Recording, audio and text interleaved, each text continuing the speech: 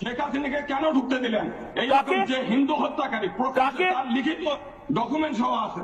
আপনার লজ্জা লাগছে না? বাংলাদেশের শাসকের হয়ে আপনি কথা বলছেন এই সংখ্যা থেকে, গোবিন্দ বাবু। আমরা আজকে শাসকের আমি কথা বলিনি, যারা আন্দোলন করেছে তারা শাসকের সঙ্গে দেখা করতে গেছে, আজকে কিন্তু আন্দোলন বন্ধ করে দিয়েছে। আপনি বলুন সংখ্যালঘুদের উপর আক্রমণটা, সংখ্যালঘুদের উপর আক্রমণটাকে আপনি আওয়ামী লীগের উপর আক্রমণ কেন শুধু বলছেন দাদা?